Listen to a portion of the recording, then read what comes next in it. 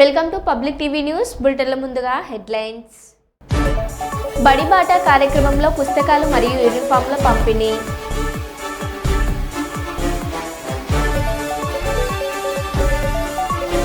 అహ్మదాబాద్ విమాన ప్రమాదం update. Medical college హాస్టల్పై కూలిన విమానం.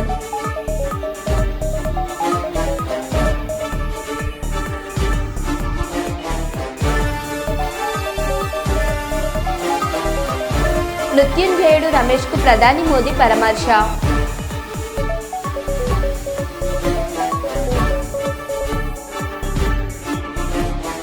కేంద్ర హోంమంత్రి అమిత్ షా అహ్మదాబాద్లోని ఆసుపత్రిని సందర్శించారు.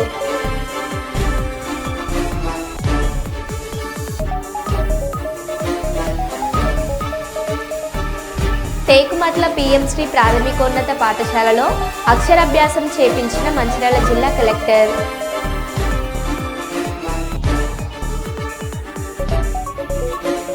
ఎలిగేడు మండల కేంద్రంలో నూతన పోలీస్ స్టేషన్ ప్రారంభోత్సవం. ఇక వివరాల్లోకి వెళ్తే, కేంద్ర ప్రభుత్వం నుండి వచ్చే సంక్షేమ అభివృద్ధి పథకాలను ప్రజల్లోకి తీసుకువెళ్లాలని బీజేపీ ఉపాధ్యాయ ఎమ్మెల్సీ కుమరయ్య అన్నారు. వరంగల్ నగరంలోని కే కన్వెన్షన్ హాల్లో భారతీయ జనతా పార్టీ 11 సంవత్సరాల మోడీ ప్రభుత్వం సంకల్ప సహకార కార్యక్రమంలో భాగంగా ప్రధాని మోదీ చేసిన కార్యక్రమాల ఫోటో ఎగ్జిబిషన్ను ప్రారంభించారు.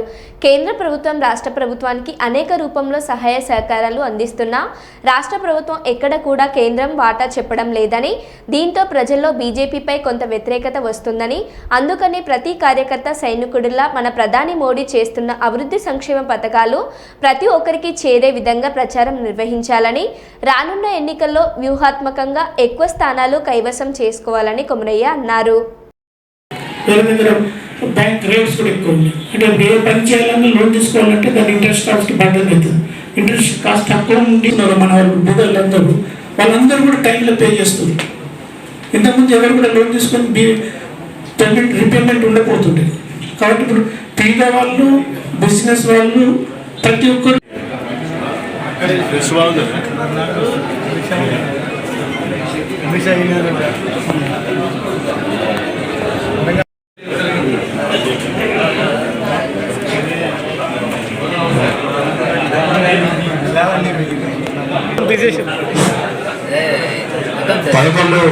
సంవత్సరాల మోడీ పాలనపై ఎగ్జిబిషన్ ప్రారంభమైనాక ప్రెస్ మీట్ కొనసాగుతుంది.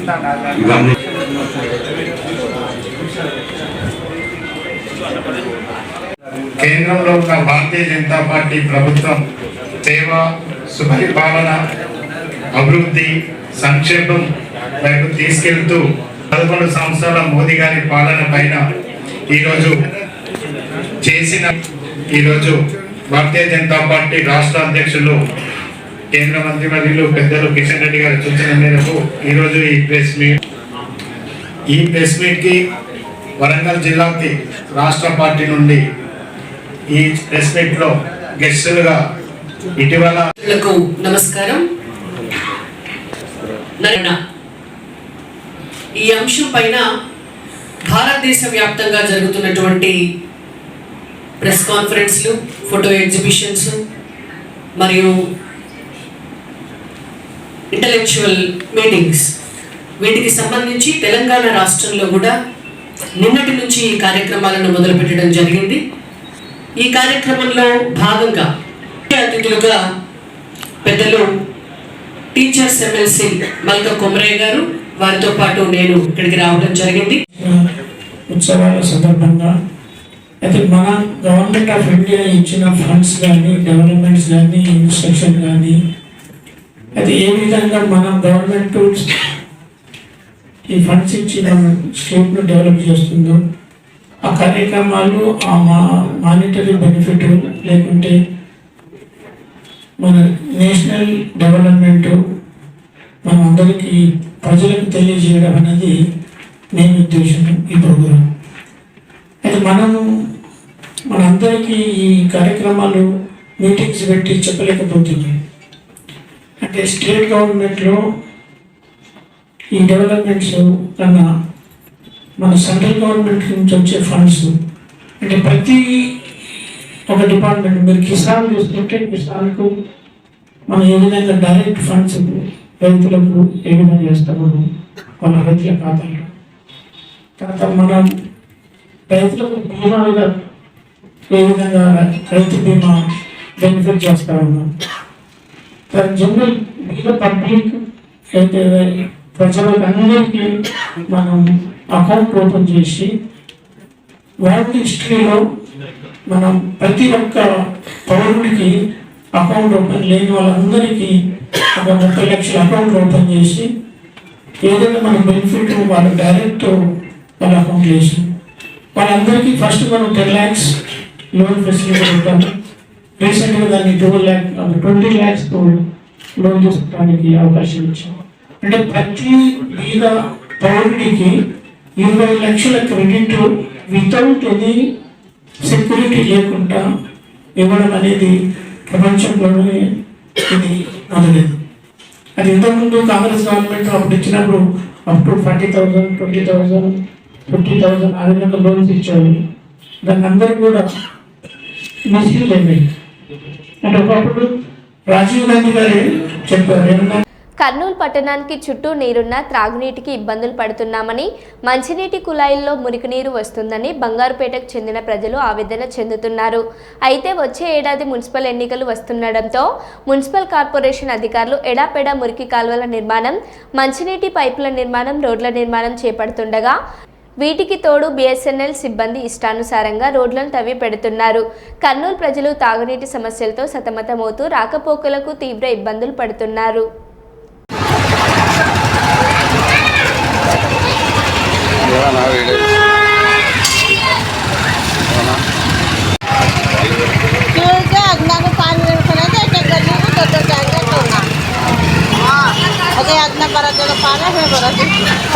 పైప్ లైన్లు పోయినాయి, దాని గొప్పలు ఉన్నాయి. ఈడ చేయమంటే ఆ నుంచి చేసుకొని వస్తున్నారు వాళ్ళు. ఇది ఇంత క్లియర్ చేయడానికి వాళ్ళకి చట్ట వస్తుంది. ఏ వచ్చిందో కూడా ఇప్పుడు అడిగినాం మేము. నీళ్ళు పంపిస్తామంటారు కానీ దానికి ఏం పరిష్కారం? నీళ్ళు పంపిస్తే ఈ రోజు పంపిస్తారు, రేపు దానికి పరిష్కారం చేయాలి కదా. అదే కదా, ఇది ఒక రోజు పంపిస్తే అయిపోతుందా? రోజుల కింద కాలువ నీళ్ళు వస్తున్నాయి. ఒకసారి కాలువ నీళ్ళు పట్టి చూపిస్తారండి మీకు. పట్టినాము నీళ్ళు తీసుకొని మేము వచ్చి మోసుకోవాలా. మరి మేము పనులు పోతాలా, మా నీళ్ళ కోసం పని విడిచిపెట్టి ఇంటికాడ ఉండాలా మేము. మరి పట్టుకోవాలా మేము చెప్పి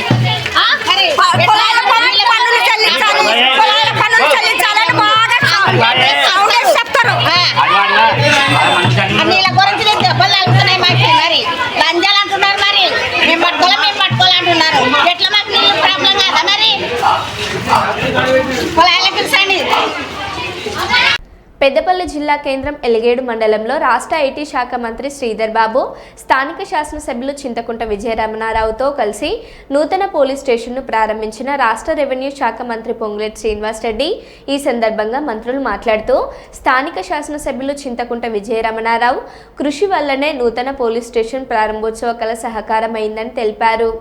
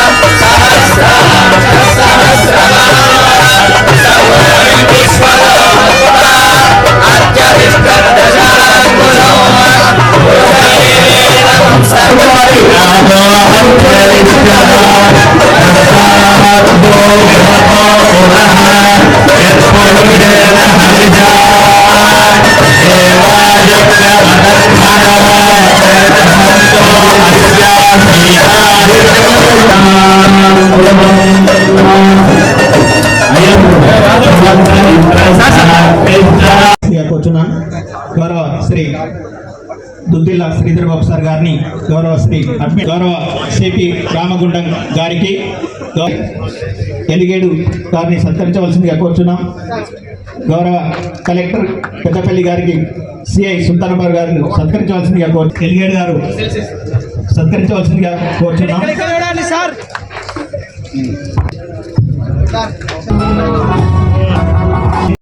భూములున్న ఆసాములకి రైతులకి పూర్తి భద్రత కల్పించే ఈ భూభారతిని తేవటమే కాకుండా ఈ 20వ తారీఖు లోపు అన్ని రెవెన్యూ గ్రామాలకు రెవెన్యూ అధికారులు వచ్చారు. మీ సమస్యలు మీ గ్రామంలోనే వచ్చి తీసుకొని మీ దగ్గరే పరిష్కరిస్తారు.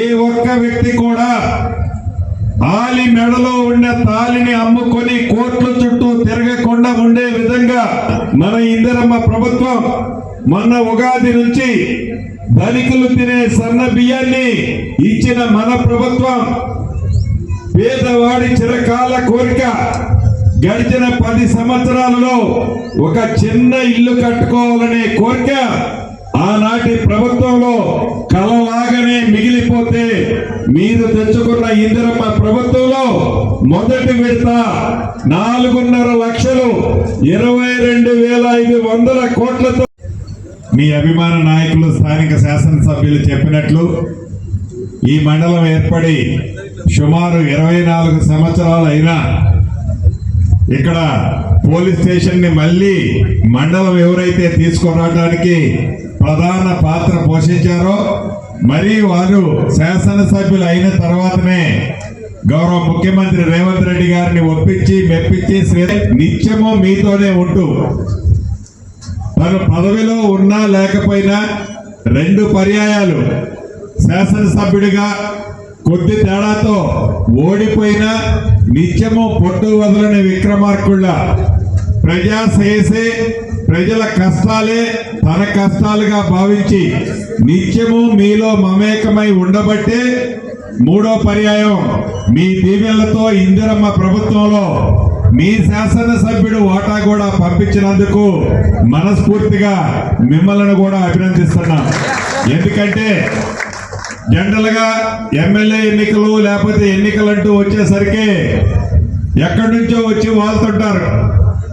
ఎన్నికలు అయిపోయిన తర్వాత గెలిచినా ఉండరు, ఓడిపోయినా. తెచ్చుకున్న ఈ ఇందిరమ్మ ప్రభుత్వంలో రాష్ట్ర ఆర్థిక పరిస్థితి బాగలేకపోయినా ఇచ్చిన ప్రతి మాటని వీలైనన్ని చేస్తూ ఆనాటి ప్రభుత్వము ఏవైతే సంక్షేమాలు అభివృద్ధి కార్యక్రమాలు చేశామని చెబుతున్నారో వాటిలో ఏ ఒక్క కార్యక్రమాన్ని కూడా పక్కన పెట్టకుండా ప్రతి కార్యక్రమాన్ని చేస్తూ ప్రజల సంక్షేమం కోసం, పేదోడి సంక్షేమం కోసం ఎలా పనిచేస్తుందో మీరు ప్రత్యక్షంగా చూస్తున్నారు. అంతేకాదు అనేక సంక్షేమ కార్యక్రమాలతో పాటు ఆనాటి ధరణితో ఏవైతే భూములున్న ఆసాములు రైతులు ఇబ్బంది పడ్డారో, ఏదైతే 4 వ్యక్తులు 4 గోడల మధ్య బడుగు బలహీన వర్గాల నాయకుడు జాతీయ బీసీ సంక్షేమ సంఘం రాష్ట్ర అధ్యక్షులు వై నాగేశ్వరరావు యాదవ్ సేవలను గుర్తించిన ఆంధ్రప్రదేశ్ రాష్ట్ర ప్రభుత్వం. ప్రియతమ నాయకులు ఆంధ్రప్రదేశ్ ముఖ్యమంత్రి వర్యులు నారా చంద్రబాబు నాయుడు నాగేశ్వరరావు యాదవ్ సేవలను గుర్తించి కర్నూలు, నంద్యాల ఉమ్మడి జిల్లాల DCMS చైర్మన్గా నియమించడం జరిగిందని ఆయన తెలిపారు. ఈ మేరకు కర్నూలు పట్టణంలోని బీజాంపు సమీపంలో గల బీసీ భవన్ నందు విలేకరుల సమావేశం ఏర్పాటు చేయడం జరిగింది. DCMA చైర్మన్గా నాగేశ్వరరావు గీయడం చాలా సంతోషకరం. ఎందుకంటే చంద్రబాబు నాయుడు గారు పదవి చేపట్టడానికి నేటికి సంవత్సరం అయింది. సంవత్సరం లోపల దాదాపు వచ్చేసి 150 మంది బీసీల పదవులు ఇచ్చాడు. కర్నూలు ఎంపీ కావచ్చు, మార్కెటెడ్ చైర్మన్లు అయితే బీసీలు కావచ్చు, అదేవిధంగా ఇప్పుడు నాగేశ్వరరావు కూడా బీసీలకు కావచ్చు. అట్లా అనుకుంటే వరకు బీసీ కార్పొరేషన్ కుల చైర్మన్లు కూడా దాదాపు 20 దాకా బీసీలకు ఇచ్చారు. అదేవిధంగా చిన్న చిన్న పదవులు డైరెక్టర్లు ఇచ్చారు. ఒకటే నిదర్శనం, బాబు వస్తే బీసీలకు న్యాయం జరుగుతుంది అన్న కోణంలో బాబు గారు చేస్తున్నారు. కాబట్టి రేపు జరగబోయే DCMS చైర్మన్ నాగేశ్వరరావు జరగబోయే ప్రమాణ స్వీకారానికి నంద్యాల పట్టణంలోని టెక్కెం మార్కెట్లో ఉదయం 10 గంటలకి ప్రమాణ స్వీకారం ఉంటుంది. ఈ ప్రమాణ స్వీకారానికి జిల్లాలో ఉన్న ఉమ్మడి జిల్లాలో ఎమ్మెల్యేలు అయితేమి, ఎమ్మెల్సీలు అయితేమి, చైర్మన్లు అయితేమి, కుల కరపు చైర్మన్లు అయితేమి, డైరెక్టర్లు అయితేమి అందరూ హాజరవుతున్నారు. కాబట్టి ఉమ్మడి జిల్లాలో ఉన్న బీసీ నాయకులు, కార్యకర్తలు, అదేవిధంగా ప్రజా సంఘాల నాయకులు ఈ చైర్మన్ ప్రమాణ స్వీకారానికి అందరూ హాజరయ్యి జయప్రదం చేయాలని కోరుకుంటున్నాను. నా పేరు రాంబాబు, బీసీ సంక్షేమ సంఘం ప్రచార కార్యదర్శి. విదేశీ పర్యటన ముగించుకుని వచ్చిన సీతారామయ్యకు పూల బొకే అందించి శుభాకాంక్షలు తెలిపిన ఏఐటియుసి నాయకులు. సింగరేణి గుర్తింపు సంఘం ఏఐటియుసి అధ్యక్షులు వాసిరెడ్డి సీతారామయ్య తన వ్యక్తిగత పర్యటన కోసం గత 2 నెలల క్రితం అమెరికా, కెనడా దేశాలకు వెళ్లి తిరిగి వచ్చిన నేపథ్యంలో శుక్రవారం గోదావరికని భాస్కర్రావు భవన్కు వచ్చిన సీతారామయ్యకు ఏఐటియుసి ఆజీవన్ బ్రాంచ్ నాయకులు పూల బొకే అందించి శుభాకాంక్షలు తెలిపారు. ఈ సందర్భంగా ఏఐటియుసి అధ్యక్షులు వాసిరెడ్డి సీతారామయ్య మాట్లాడారు. వచ్చేట్లే మన ఇబ్బంది వచ్చేట్లే ఓకేనా రైట్ ఇది కూడా వచ్చేట్లే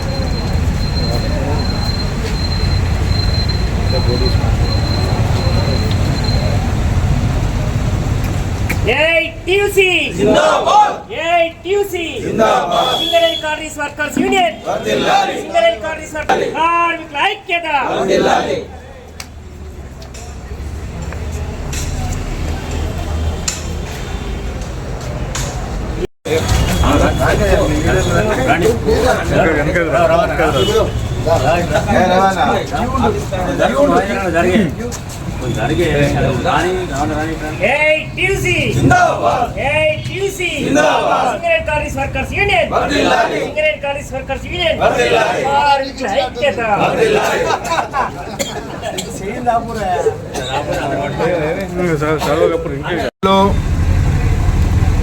గత సంవత్సరం గుర్తింపు కార్మిక సంఘం ఎన్నికలైన తర్వాత ఏఐటియుసి యూనియన్ గుర్తింపు సంఘంగా గెలవగానే యాజమాన్యానికి కొన్ని డిమాండ్లు పెట్టాం. అందులో ప్రధానంగా కార్మికుల పిల్లల చదువులు ఇప్పుడున్నటువంటి స్కూళ్ళల్లో సరైన పద్ధతిలో లేవు. వాళ్ళ పేర్లు పెట్టి సింగరేణి సిఎండి పేరుతో సహా డైరెక్టర్ల పేర్లు, యూనియన్ నాయకుల పేర్లు చిన్నగా కింద వేశారు. అంటే అసలు ఈ కంపెనీని నడిపిస్తున్నది ఎవరు? సింగరేణి యాజమాన్యం. సింగరేణిలో కార్మికులు, కార్మిక సంఘాలు ఏమాత్రం ప్రాధాన్యత లేకుండా ఇవాళ అధికార పార్టీలో ఉన్నటువంటి వాళ్ళకి ఒత్తాసు పలికే విధంగా చెంచాగిరి చేసే పద్ధతుల్లో సింగరేణి యాజమాన్యం ప్రవర్తిస్తూ ఉంది. సింగరేణి చరిత్రలో ఏనాడు గతంలో ఇంతకంటే పెద్ద పెద్ద మంత్రులు, ఎమ్మెల్యేలు, ముఖ్యమంత్రులు చేశారు, కానీ ఈ విధంగా సింగరేణి యాజమాన్యం ఎప్పుడు చేయలే. ఇవాళ జనరల్ మేనేజర్లు సిగ్గు లేకుండా సంఖలో పుస్తకాలు పెట్టుకొని ఎమ్మెల్యేల దగ్గరికి పోయి మాట్లాడుతూ ఉన్నారు. ఒకనాడు ఎమ్మెల్యేలైనా ఎవరైనా సింగరేణి ఆఫీస్కి వచ్చి ఏదైనా సమస్యలు ఉంటే చర్చించేవాడు. కానీ ఈనాడు సింగరేణి యాజమాన్యం ఆ విధంగా చేయటం వల్ల దీనికి కారణం ఏంటంటే పెద్ద అధికారులు తమ పదవులను కాపాడుకోవడం కొరకు వాళ్ళు ఇవాళ అధికార పార్టీకి పొంది మాగిదలుగా మారిపోవడం వల్ల ఇవాళ కింద అధికారులు అదే పరిస్థితికి వచ్చింది. ఇవాళ మైన్స్ మీద ఒక షిఫ్ట్ మార్చే పని కూడా ఎమ్మెల్యేలు, మంత్రుల రికమెండేషన్లు అంటే ఇక ఎందుకండి ఈ సింగరేణి? ఈ కార్మిక సంఘాలేంటి, కార్మికులేంటి? గతంలో ఏదైనా ఒక కోల్ కట్టర్కి సంబంధించిన సమస్య వస్తే యూనియన్ లీడర్లు కూడా అవసరం లేదు, కోల్ కట్టర్లే పోయి మేనేజర్ దగ్గర మాట్లాడుకునేవాళ్ళు. లేదా టిమ్మర్ మేళ సమస్య వస్తే వాళ్ళు పోయి మాట్లాడుకునేవాళ్ళు. కోల్ ఫీల్డర్ల సమస్య వస్తే వాళ్ళు పోయి మాట్లాడుకునేవాళ్ళు. ఏదైనా పెద్ద సమస్య వస్తే యూనియన్ లీడర్లు మాట్లాడేటోళ్ళు. ఇప్పుడు ఏమి లేదు, మొత్తం పైరవికారి విధానం. మొత్తం ఇవాళ ఎమ్మెల్యేలు, మంత్రులు, ఎమ్మెల్సీలు, ఇంకా అధికార పార్టీ వందే మాగ వీళ్ళందరూ ఇది చేస్తూ ఉన్నారు. సింగరేణి స్థాయికి దిగదార్చినటువంటి అధికారులు తమ స్వార్థం కొరకు, తమ యొక్క పదవులను కాపాడుకోవడానికి ఈ విధంగా సింగరేణిని ప్రభుత్వం దగ్గర తాకట్టు పెట్టే పద్ధతి తీసుకొస్తూ ఉన్నారు. దీన్ని మేము వ్యతిరేకిస్తూ ఉన్నాం. ఇది కార్మికుల్లో తప్పనిసరిగా తిరుగుబాటు వస్తుంది. ఇవాళ సీనియర్ కార్మికులకు అన్యాయం జరిగే పద్ధతుల్లో క్వార్టర్లు జూనియర్లకి అలాట్మెంట్లు చేపిస్తూ ఉన్నారు. ట్రాన్స్ఫర్లు అదే పద్ధతిలో జరుగుతూ ఉన్నాయి. అసలు సీనియారిటీ ప్రకారం ఒక సిస్టంలో చేయాల్సినటువంటి పనులని ఇవాళ ఈ విధంగా జరుగుతూ ఉంది. దీనికి బాధ్యులైన అధికారుల మీద చర్య తీసుకోవాలని మేము గుర్తింపు సంఘంగా ఏఐటీసీగా డిమాండ్ చేస్తాం. ఉమ్మడి కర్నూలు జిల్లాలో ఫ్యాక్షన్ రూపు మారిపోయింది. అభివృద్ధిపై పరుగులు పడ్డాయి. జర్నలిస్టులకు సదుపాయాలు కల్పించాలి. జర్నలిస్టులు సెన్సేషనల్ వార్తల కన్నా కర్నూలు అభివృద్ధి చెందే విధంగా వార్తలు రాయాలని, ఉమ్మడి కర్నూలు జిల్లాలో ఫ్యాక్షన్ అంతమైందని, అభివృద్ధిపై పరుగులు పెట్టిందని రాగమయూరి అధినేత పారిశ్రామికవేత్త కేజే రెడ్డి తెలిపారు. ఈ రోజు కర్నూలు కలెక్టరేట్ కార్యాలయం పొదుపు భవనం నందు అమిలియా హాస్పిటల్ సహకారంతో సీనియర్ జర్నలిస్ట్ మిసాల రామస్వామి జర్నలిస్టులకు ఉచిత వైద్య శిబిరం ఏర్పాటు చేశారు. ఈ కార్యక్రమానికి ముఖ్య అతిథిగా కేజే రెడ్డి పాల్గొని రిబ్బన్ కట్ చేసి ఉచిత మెగా వైద్య శిబిరాన్ని ప్రారంభించారు. అనంతరం కేజే రెడ్డిని శాల్వా కప్పి జర్నలిస్టులు ఘనంగా సన్మానం చేశారు. ఈ సందర్భంగా రాగమయూరి అధినేత పారిశ్రామికవేత్త కేజే రెడ్డి మాట్లాడారు.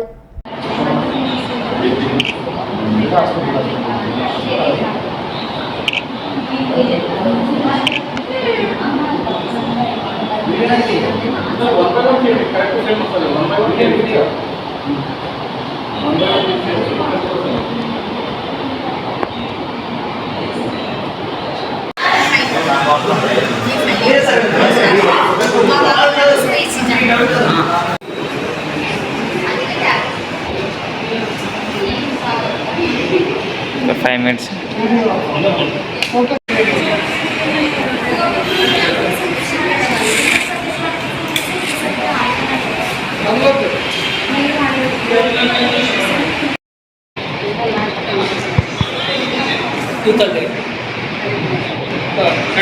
కొడుకంతా చూసి చెప్పమ్మా.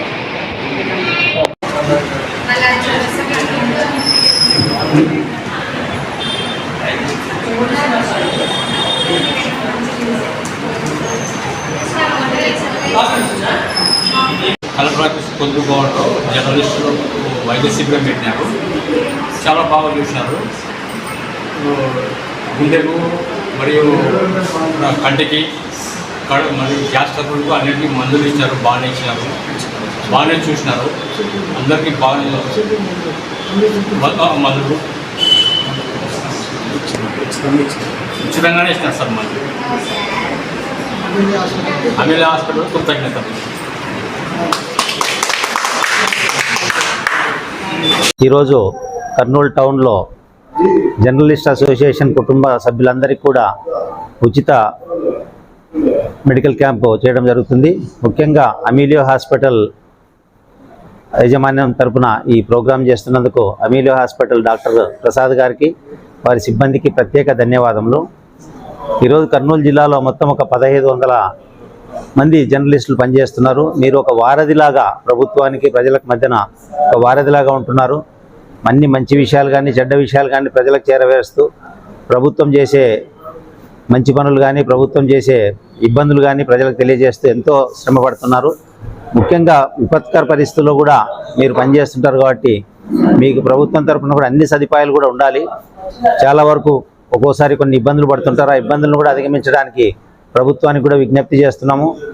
ఎందుకంటే మీకు వచ్చే జీతాలు కూడా చాలా తక్కువగా ఉంటాయి కాబట్టి ప్రభుత్వం తరఫున సహాయం చేస్తే మీకు ఇంకా మంచి భవిష్యత్తు ఉంటుంది. మీ పిల్లల చదువులకు కానీ మీ కుటుంబ సభ్యుల ఆరోగ్యానికి కూడా అన్ని సౌకర్యాలు కల్పించాలని చెప్పేసి కూడా కోరుకుంటున్నాము.